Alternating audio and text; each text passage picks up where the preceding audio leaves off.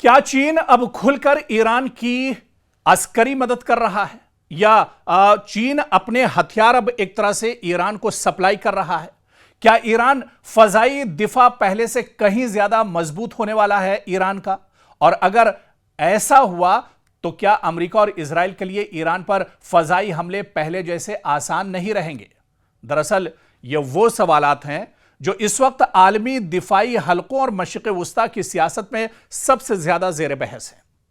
ताजा रिपोर्ट्स के मुताबिक चंद जराए के हवाले से दावा किया गया है कि ईरान आइंदा चंद हफ्तों में चीन से जदीद कंधे पर रखकर चलाए जाने वाले फजाई दिफाई मिसाइल यानी जिसे मैन पैड्स कहा जाता है, यह दरअसल चीन से ईरान हासिल कर सकता है। अगर यह इत्तला दुरुस्त साबित होती है तो यह ईरान की फजाई दिफाई सलाहियत में हालिया बरसों की अहम तरीन पेशरफ्त में से एक हो सकती है। अब दरअसल ये मिसाइल कौन से हैं, ये जिन्हें शोल्डर लॉन्च्ड एयर डिफेंस के नाम से जाना जाता है, ये आखिर क्या है? और चीन के ये बहुत मजबूत हथियार चीन का ये माना जाता है। अब चीन ये हथियार ईरान को देने जा रहा है, इस तरह की भी खबरें हैं। लेकिन shoulder launched air defence system आखिर मैन पैड्स ये होते क्या हैं? आपको बताते चलें कि मैन पैड्स यानी shoulder launched air defence system जो हैं, जिन्हें एक या दो अहलकार बआसानी से अपने साथ ले जा सकते हैं। इसे कांधे पर रखकर एक तरह से चलाया जाता है। इनका बुनियादी मकसद कम बुलंदी पर परवाज करने वाले जंगी तैयारों, हेलीकॉप्टर्स, ड्रोन्स और बाज क्रूज मिसाइलों को निशाना बनाना होता है। और रिपोर्ट्स के मुताबिक ईरान को चीनी साख्ता QW-12 और FN-16 निजाम मिल सकते हैं और इब्तिदाई खेप में तकरीबन 300 से 400 लॉन्चर शामिल होने की बात भी कही जा रही है। यानी चीन शुरुआती तौर पर ईरान को 300 से 400 मैन पैड्स देगा। अब दरअसल हालिया महीनों में अमेरिका और इजराइल के साथ कशीदगी के दौरान ईरान के कई फौजी और स्ट्रेटेजिक मकामात को फजाई हमलों का सामना करना पड़ा है। इन वाकयात ने ईरान के फजाई दिफा में मौजूद बाज कमजोरियों को नुमाया किया है, जिसके बाद तेहरान अपनी दिफाई सलाहियत को मजीद मजबूत बनाने की कोशिश कर रहा है। और इधर चीन पहले ही ईरान का एक अहम माशी और सिफारती शराकतदार समझा जाता रहा है। इस पूरी लड़ाई में दो जो जंगें हुई, जब पहली लड़ाई इजराइल और अमेरिका के साथ ईरान की हुई या फिर अब अमेरिका के साथ ईरान की लड़ाई हो रही है, इसमें पीछे से पूरा सपोर्ट दरअसल ईरान के साथ चीन का रहा है। अगर यह दिफाई मुआहिदा अमली शक्ल इख्तियार करता है तो यह दोनों ममालिक के ताल्लुकात में मजीद गहराई की अलामत हो सकता है। ताहम यह बात भी अहम है कि बीजिंग माजी में यानी पास्ट में ईरान को हथियार फराहम करने से मुतालिक बाज रिपोर्ट्स की तरदीद करता रहा है और हर रिपोर्ट की आजादाना तस्दीक भी दस्तयाब नहीं हुई है। इधर दरअसल अगर ईरान वाकई बड़ी तादाद में जदीद मुख्तसर फासले के फजाई दिफाई निजाम हासिल कर लेता है चीन से, तो कम बुलंदी पर होने वाली फजाई कार्रवाइयां ज्यादा खतरनाक हो सकती हैं।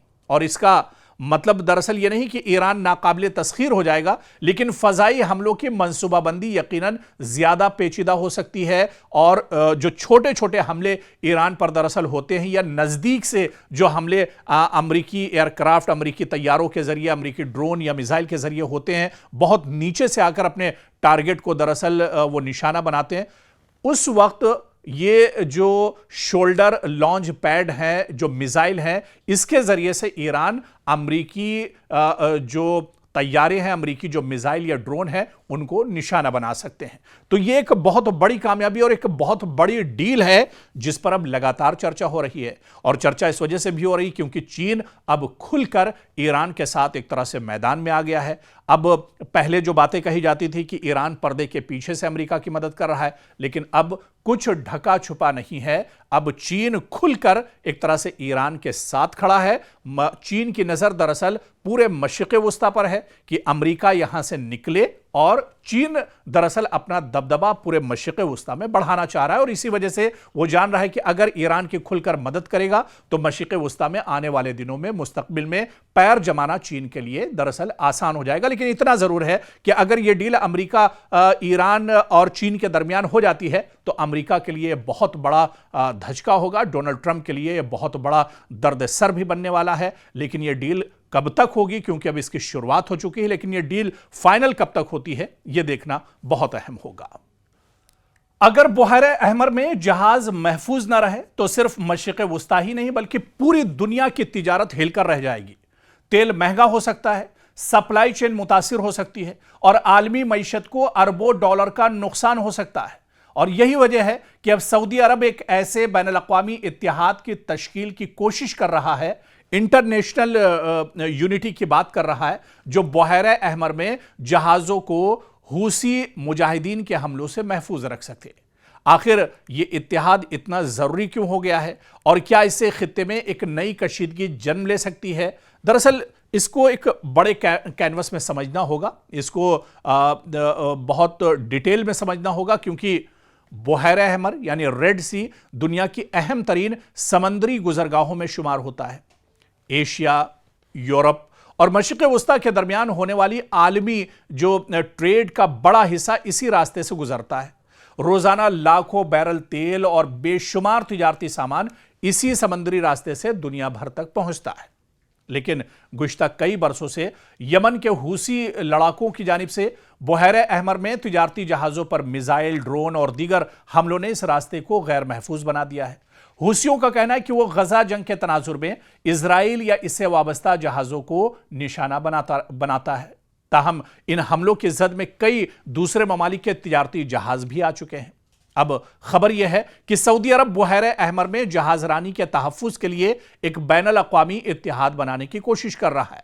रॉयटर्स के मुताबिक सऊदी हुकाम मुख्तलिफ ममालिक से बातचीत कर रहे हैं ताकि एक ऐसा मुश्तरका निज़ाम बनाया जा सके जो इस अहम समंदरी रास्ते को महफूज रख सके, क्योंकि अब धड़कनें सऊदी अरब की भी बढ़ने लगी हैं। सऊदी अरब पर भी अब तेल की किल्लत एक तरह से हो सकती है अगर रेड सी को हूसी लड़ा के अगर पूरी तरह सील कर देते हैं।